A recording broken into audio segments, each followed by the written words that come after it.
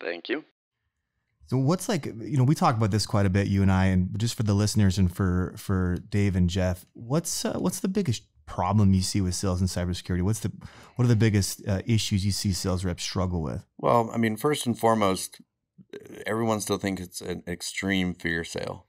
And I think there's a level of concern that triggers it and you have the conversation.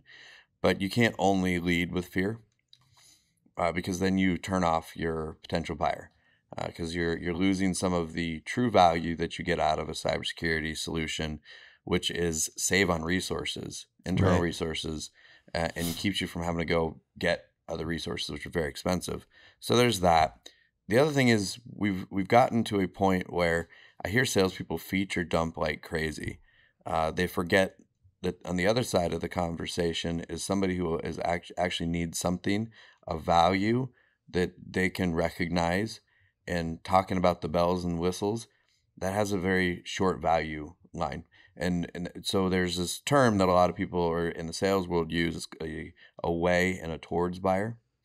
Your towards buyer is somebody who buys on features only. That's actually only about 15 to 20% of buyers. The away buyers make up the rest. And the away means they're trying to avoid the current circumstance or avoid a circumstance. That's value. And so people take that and think fear. I think of how they can save on resources internally while leverage yours to be a better shop. And I think that in cybersecurity and technology in general, we either get too caught up in the old school fear sale, or we forget about that there's a true value in the solution versus just a bells and whistles, like an ROI. Jeff, we talk about the fear-based selling a lot. I mean, you've experienced that throughout your career, right? What's your take on that, just for the listeners here? I think there's a place where that used to work. I think it doesn't work anymore. I do think that fear-based selling still works in small business, but in enterprises, security's gone too far. The drive and the exposure of cybersecurity has made that grow, right? So I agree. I don't think fear-based selling works. If someone fear-tacted me, I'd laugh at them. Right. So I have a different opinion and question, though, that I thought I'd get DJ's thought on, and that is vendor bias, right? So not as much in the services world, right? Some people have that, but it's not very much. But in the hardware world, so let's talk firewalls, antivirus, malware protection, right? What's your take on the vendor bias, and what level or percentage do you think people have a vendor bias before they ever go into a discussion? I think there's an extremely high level because of either past experience, they fell in love with something that seemed to work for them at one point or another, and they lost focus of the rest of the marketplace. Absolutely. So new technology can kind of fall on deaf ears with them from time to time. So the conversation can't be routed around the technology, because the other part of that to me is the reason I hate people talking too much about the technology is you can Google anything now. Yeah. But that's where I don't wrap the conversation necessarily around that the exact piece of technology and what the labels on it. It's all about the solution. That's where the term solution-based selling came from. It's to try to debunk vendor bias, because by the time at the end they're like, yeah, that's what I need, and then you open the door and it's, oh my God, that's not Cisco. I'm cheating on my vendor. Right. Becomes the conversation of, yeah, don't tell Cisco. I just use Cisco because that's the 10,000 pound grill in the hardware space. Yeah. But that's how I've tried to navigate those waters. Yeah. So Chris knows this. I'm very anti-sales on this podcast, and I always get on his case anytime he puts anything salesy. But I think this is an important aspect, because when you look at, like, I'll just use LinkedIn as an example. I have a lot of CISO partners that, I have connections with other CISOs on LinkedIn. And the volume of people that complain about vendors contacting them for things have a few different scenarios that are reasons they complain, right? One is tactics, not paying attention to what they're asking. As an example, we're owned by ADT, but we're an MDR service provider, right? I'll get other MDR service providers contact me to try to sell me their service. Yeah. And it's because they don't do their research. their They homework. don't pay attention. Yeah. And I mean, you got the same thing in the recruiting space, right? Like I have recruiters reach out for the dumbest things. Like, hey, are you interested in this junior firewall admin position? It's like, maybe I'll know somebody, but that's not the approach they take. It's like, hey, I found you and you'd be a great fit for this, right? It's that lack of homework or understanding the business. And the reason I asked that vendor bias thing, because I think that's a key thing that, along with the fear tactics, that's going away, right? As a CISO, you've got to be able to take a step back and say, what is my business? What are we doing? What's the business driver? And what are we trying to accomplish? Mm-hmm. And you have to look at that from a vendor neutral perspective. Yeah, understandably, you may love Cisco for this, or Palo Alto, or Carbon Black, or et cetera, right? But it may not always fit your need for what your current business is doing. Yeah. And just because you quit a company, go to the next company, doesn't mean you should just immediately take every product right? If it doesn't fit your business model, it doesn't fit the features or functions that your business needs, and it doesn't help you accomplish your goal, it's the wrong platform, whether you love the platform or not. Yeah, that's how I feel. Well, a couple of different thoughts on that. People say PPC. It's like you could spend a lot of money on PPC, trying to sell services, not have a lot of success. Hey, you're doing e-commerce, it makes a ton of sense. But we talk about this all the time with bad sales guys, though, and those kind of tactics. The minute I put marketing manager on my LinkedIn, everybody under the sun and the moon that sells lists and everything else started coming after me. And I almost want to put podcast host on there instead. That'd make me laugh. It's interesting. You talked about the research thing. And when I do a post-call breakdown with a rep, the first thing I ask, what type of company are they? What do they do? If you don't know what they do, that's a problem. Yeah.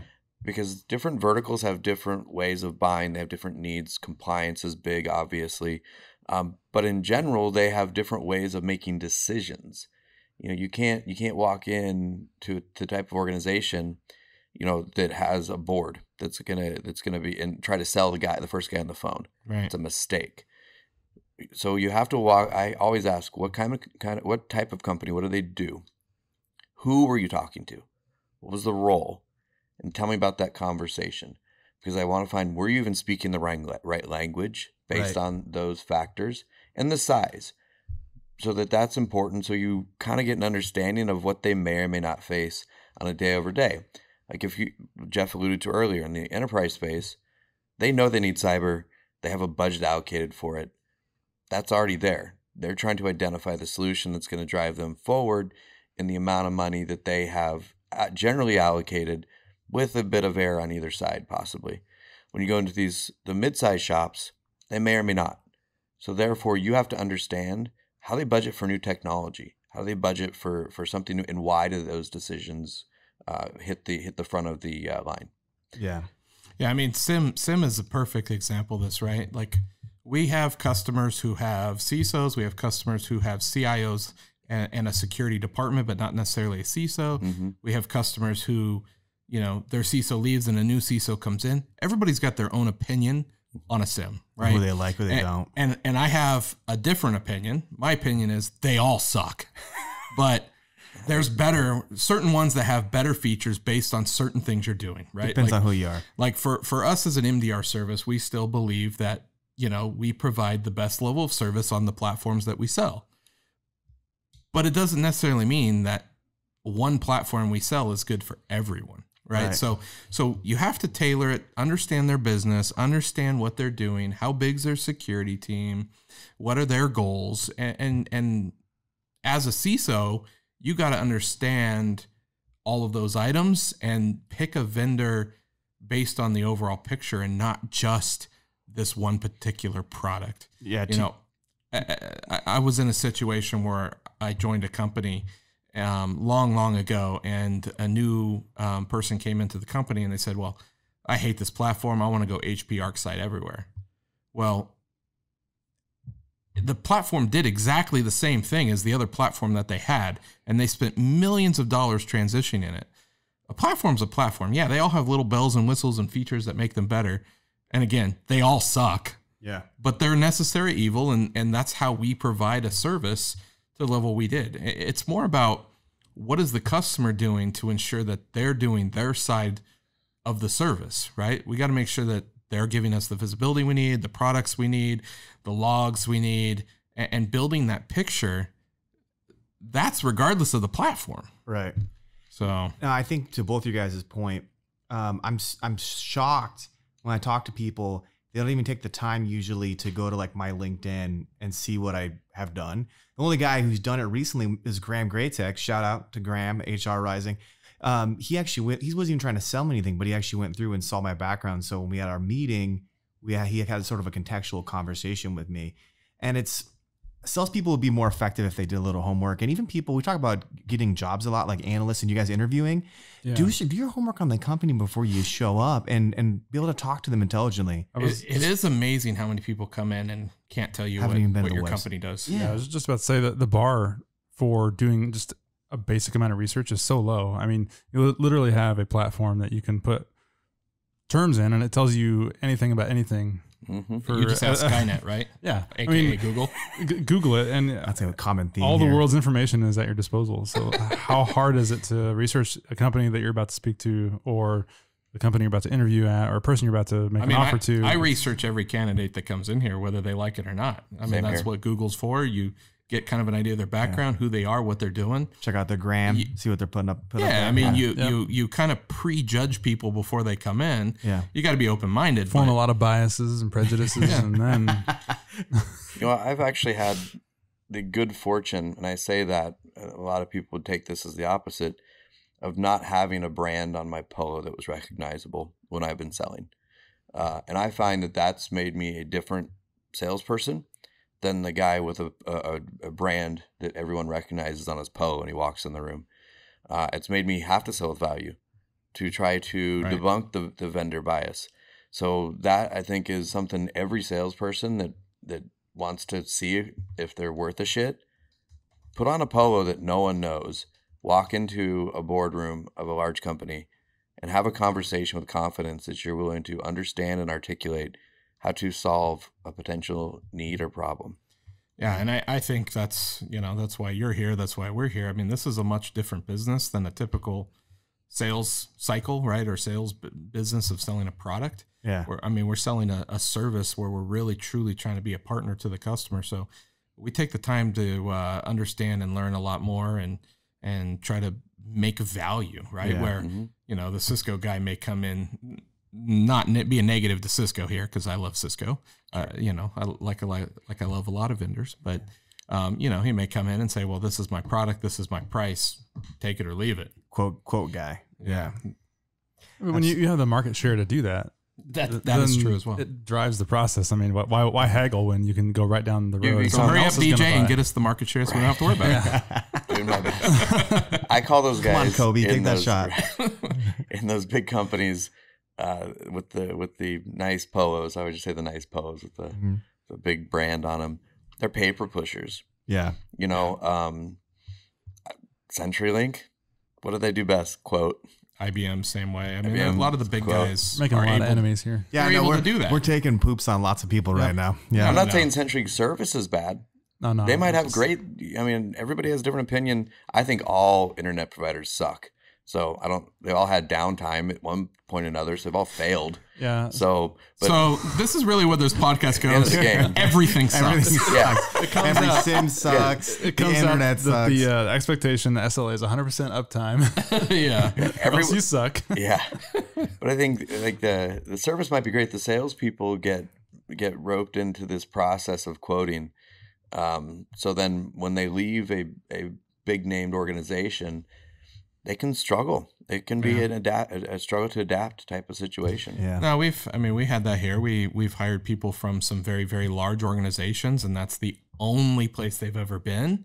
And they're used to doing things in a certain structure. And, it could be a culture shock to come out of, somebody like an IBM or a huge organization, CenturyLink, AT&T, things like that. It takes some adaptation time. I mean, our current top sales rep came from a big shop and he's done well. Yeah. I got a question for you, DJ. Shout out to Kurt Rogers. No. Current.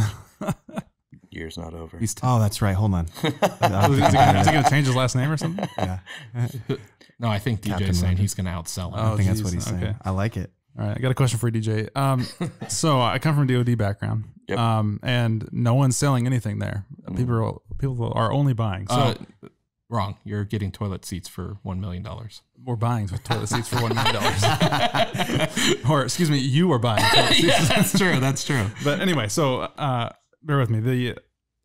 A thing that really caught me off guard when I came to a private sector is that my expectations of what a salesperson was a little challenged. I kind of expected them to have all the knowledge, to have that technical expertise, but the reality is that they're busy doing the sales side of things and don't necessarily have those technical skills.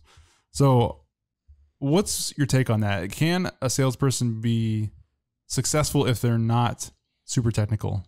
Or in cyber, is it becoming more of a requirement? Are the lines between sales engineer and traditional salesperson kind of being blurred? So you have to have some acumen. But I think there's two different types of acumen that you have to have. So first of all, you should understand the technology and what it does. My common response to people is, look, I get that from the perspective of what the solution's supposed to do. I get it. I know what the end result's supposed to look like. Can I do it myself? Absolutely not. Do you want me in your network closet? Nope. I'll take you down. I can't apply my knowledge. I can sit and understand it from a conceptual level and have that discussion. And I think that's where you need to understand where your lane normally falls, because you don't want Kurt in your network closet either. Trust me. You don't want me in there either. but that's where that's a crowded network closet. You, me, and Kurt in there. Yeah, one of us have to come out. But whoever sold the most. What's my? There we go. So, I never get the right. I gotta get a label on. Yeah, it. you gotta get labels. Buttons. Yeah, sorry. I think I'll say this because I've been in the ISP space. I've been in the data center space. A lot of different spaces, products, and service.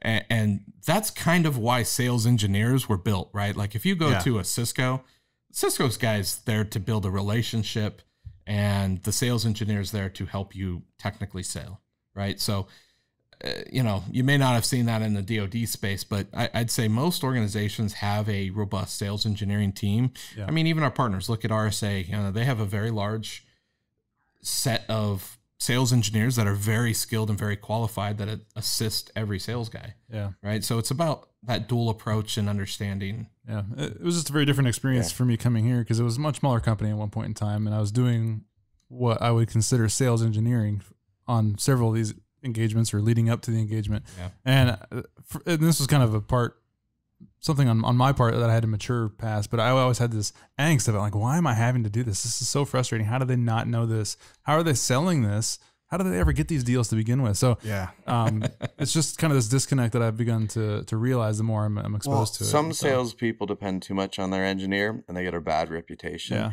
And then the sales engineers start to get rubbed the wrong way in the sales. So you almost have it has to be a good relationship between the two, where you understand where the salesperson stops and you start. And I think when me and you've worked together, when a question's asked, sometimes I can answer it, not to the same detail you can, but from a high level. But I'll basically just point to you and go, look, this is your ball to hit. Yeah, and I'm not trying to slight any of our salespeople. It's just it was a different perspective for me. Salespeople. There are a lot of bad salespeople. Yeah. That's why there's far more salespeople than anything else. Because do you need a degree to be a salesperson? No. And the reality is, too, we're a very boutique service provider where we really partner. So it's a lot different from our organization because, we have sales guys, we have sales people, we have sales engineers, and then the SOC actively gets involved in deals because it's the service we're providing to customers. That's what I was just going to say. In the tech environment, typically your tech people are not outgoing people traditionally. Right. When you do get a tech person that's outgoing, I'm looking at you two, you get people that are getting more involved in the sales process and you become the hammer on the nail. Yep. When someone like DJ, who knows how to correctly massage a customer, because you don't want to run in to the room with a hammer right away. You want to go and understand where their problem is before you start hammering on them. And that's where the relationship building and the question asking and being able to articulate, maybe not be able to do, but articulate, that's where the sales role comes. And then you find people like you guys who have the technical acumen and are outgoing than aren't a guy in a closet somewhere. Business acumen is is commonly an area where salespeople should be great. They fall short. It becomes a large point of failure for them. The other thing is they must be very adept in listening. So when you're sitting in a room, we've all sat in rooms before, the salesperson should be able to correctly, at the end of a scenario, be able to regurgitate what just occurred, make sure that you get the sign off from the client that that's what they're looking for, and then move to the next segment of the sales process, whether that happens in that room that same day or another meeting. You have to be very adept in listening and picking up on the cues of everybody in the room as well. So active listening is another area where a lot of salespeople fail. They're too busy thinking about the next thing they want to say, right, instead of navigating the waters appropriately. Yeah.